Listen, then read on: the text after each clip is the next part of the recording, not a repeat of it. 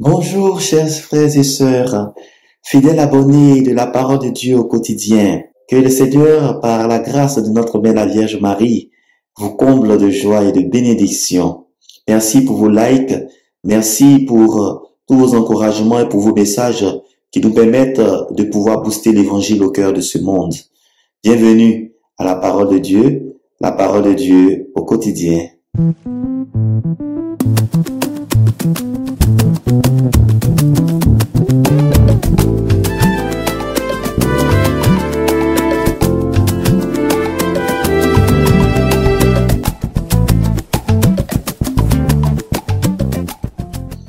Au cœur de ce mois d'août, où les vacances battent leur plein, l'Église nous donne de faire mémoire, en ce 15 août, de la solennité de l'Assomption. La Vierge Marie, dans la confession de la foi, a été élevée dans son corps et dans son âme, jusque dans la gloire du ciel. Il faut reconnaître que cet événement n'est pas le premier qui se produit dans les Écritures. Nous avons celui d'Enoch dans le livre de la Genèse, celui d'Élie dans le livre des rois, notre Seigneur Jésus-Christ selon les évangiles et les actes des apôtres.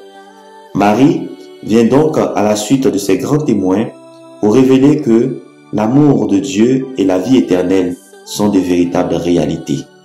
Si l'adage dit vrai quand il affirme que ce que femme veut, c'est ce que Dieu veut, il faut comprendre donc que dans le mystère de l'Assomption, nous couronnons en réalité toute l'action de Dieu qui a voulu assumer, et c'est cela même le substantif du verbe de l'Assomption, assumer la condition humaine pour l'élever jusque dans sa gloire.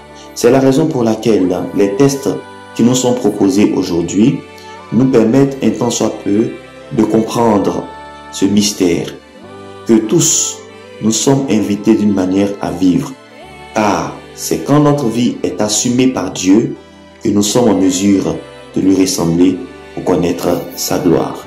Dans la première lecture tirée du livre de l'Apocalypse de Saint Jean, nous voyons justement ce mystère de l'Assomption comme la victoire du règne de Dieu sur les forces du mal. L'amour qui a été combattu depuis sa conception à travers l'image de cette femme qui enfante et le dragon qui est prêt à le dévorer, nous montre que quelles que soient les issues de notre vie, l'amour qui vient de Dieu, cet amour vivra.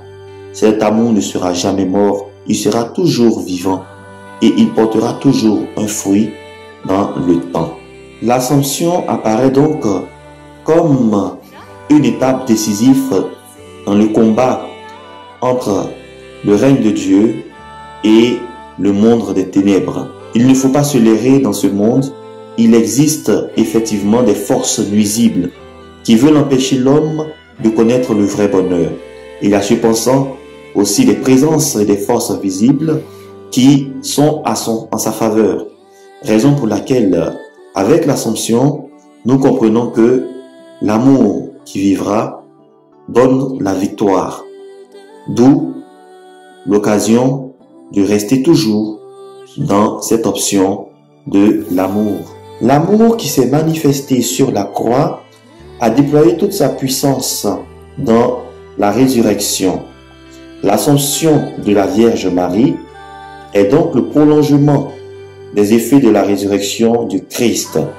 Si le Christ, premier-né d'entre les morts, a vaincu la mort, il donne à tous ceux qui lui sont fidèles, à tous ceux qui imitent son exemple, qui est un exemple d'amour, de pouvoir eux aussi vaincre la mort, mais lui en premier et eux à sa suite. Marie est donc la première de tous les croyants à expérimenter justement par la mort et la résurrection du Christ les grâces de la résurrection.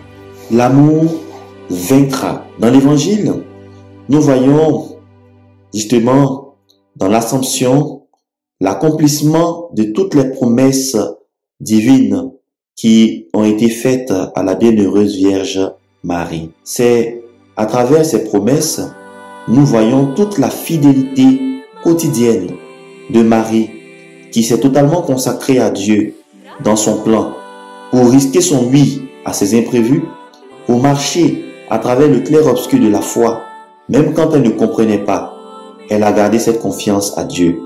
Et pour cela, elle a été hautement récompensée.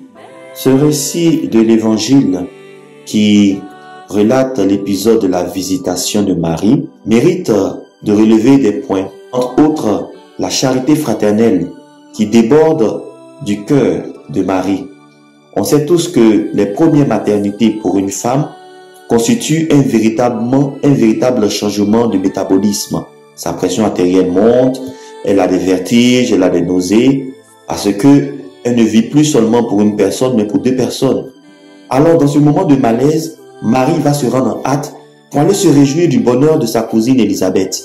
C'est comme si, en faisant fi de ce qu'elle traverse, elle prend le temps de pouvoir se réjouir du bonheur de l'autre. Et c'est cela la vertu à découvrir. Quand Élisabeth entend la salutation de Marie, elle est aussitôt remplie de l'esprit et elle devient prophétesse. Avant même que Marie eût donné la nouvelle de sa présence, elle se réjouit elle aussi de cette autre naissance qui apporte le salut. Comment la mère de mon sauveur puisse venir jusqu'à moi? Et avec cette extase d'émerveillement, nous avons la deuxième partie de notre prière, la prière des pauvres que nous connaissons, la prière du Je vous salue Marie.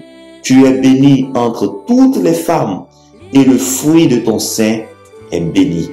Marie peut donc chanter son Magnificat pour rendre grâce au Seigneur qui est toujours fidèle en celui qui lui fait totalement confiance. Que retenir donc de cette grande solennité de l'Assomption? Nous sommes invités nous aussi, comme Élisabeth, à accueillir Marie chez nous.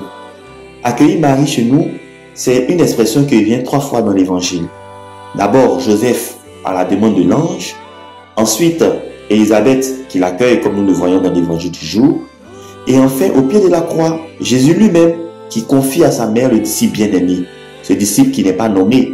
Et donc, ce disciple auquel tous, autant que nous sommes, nous pouvons être. Au pied de la croix, en adorant Jésus, nous recevons son testament d'amour, sa mère, ce qu'il a de plus cher.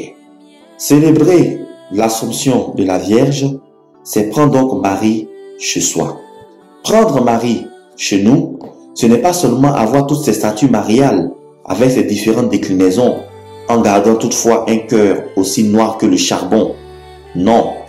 Prendre Marie chez nous, c'est épouser et imiter ces vertus qui ont fait d'elle le modèle de foi pour les prêtres, pour les chrétiens, pour tous, sans exception. Prendre Marie chez soi, c'est donc obéir à la parole de Dieu, rechercher que l'approbation de Dieu dans notre vie. C'est aussi aimer les hommes, sans toutefois chercher à leur plaire.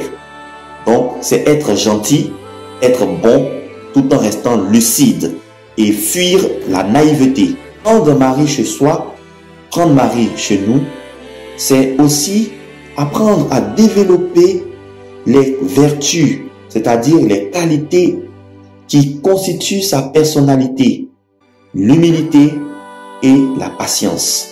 Savez-vous, frères et sœurs, le péché qui nous éloigne de Dieu nous vient par 2 portes essentielles. 2 portes. La colère et l'orgueil. Ce qui combat la colère, c'est la patience. Parce que celui qui vit la patience ne va jamais agir sans réfléchir. Tandis que celui qui est sous la colère agit et après il réfléchit. Il peut donc commettre l'irréparable. L'orgueil. Ce péché qui a fait tomber nos premiers parents depuis le jardin d'Éden, de vouloir se mettre à la place de Dieu. Justement par l'humilité, il ne s'agit pas de dire qu'on n'a pas de place. On reconnaît notre place. Ce n'est pas de la fausse modestie, mais par contre, avec l'humilité, on reconnaît notre place en toute vérité, sans se sous-estimer ni se surestimer. Il s'agit de s'estimer tel qu'on est. Donc, de reconnaître ce qu'on a comme qualité, comme défaut, de chercher à l'améliorer dans la simplicité, sans chercher à tout ramener à nous et à ramener les choses à les personnes à leur juste valeur. Si Marie a été reconnue, conçue sans péché, c'est justement parce que Marie se définit elle-même au vu de ses dires comme l'humble et patiente servante du Seigneur.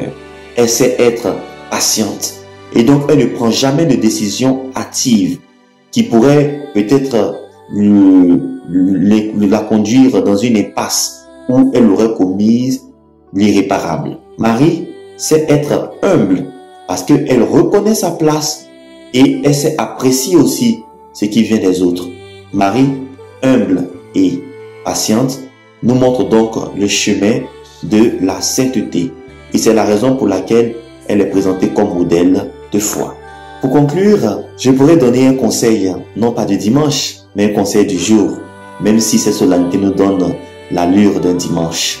Parce qu'elle a été comblée de grâce, celui qui s'approche de Marie se rapproche de Dieu. Cette fête de l'Assomption, fidèle abonné de la parole de Dieu au quotidien, choisis de prendre Marie chez toi. Choisis Marie et tu ne seras pas Marie, c'est-à-dire déçu. Choisis Marie et tu seras toujours dans le riz. Parce qu'avec Marie, par Jésus, on ne tape jamais poteau. Bonne fête à tous.